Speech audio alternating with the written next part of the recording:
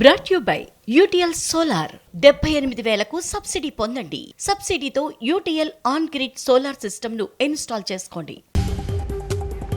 రైతు భరోసాపై కీలక నిర్ణయం తీసుకుంది కేబినెట్ సబ్ కమిటీ. ఈ నెల 14 నుంచి రైతు భరోసా అమలు చేయాలని నిర్ణయించారు. సాగు చేసే భూములకే రైతు భరోసా ఇచ్చే యోచనలో ప్రభుత్వం ఉంది.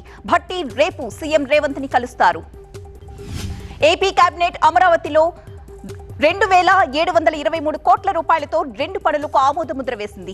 మున్సిపల్ చట్ట సవరణ బిల్లుకు కేబినెట్ ఓకే చెప్పింది. తిరుపతి ఈఎస్ఐ ఆసుపత్రిని 100 పడకలకు పెంచుతూ 191 అదనపు పోస్టులను మంజూరు చేసింది.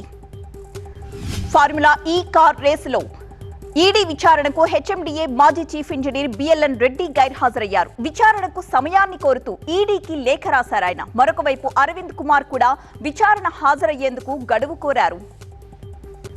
మేడ్చల్ జిల్లా సిఎంఆర్ ఇంజనీరింగ్ కాలేజీ దగ్గర విద్యార్థుల ఆందోళన కొనసాగుతోంది. బాత్రూమ్ లో వీడియోలు తీశారని ఆగ్రహిస్తున్నారు. విచారణ చేపట్టామన్న కాలేజీ యాజమాన్యం వార్డెన్ ని సస్పెండ్ చేసినట్లుగా ప్రకటించింది.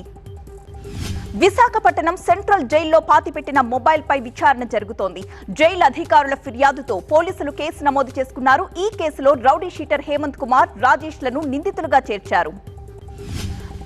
బంగ్లాదేశ్ లో హిందూ సన్యాసి చిన్మయ్ దాస్ కి మరొక షాక్ తగిలింది. ఆయన బెయిల్ పిటిషన్ ని చిట్టగాంగ్ కోర్టు తిరస్కరించింది. విచారణ సందర్భంగా చిన్మయ్ కు వ్యతిరేకంగా కోర్టుకు హాజరైన వారు నినాదాలు చేశారు.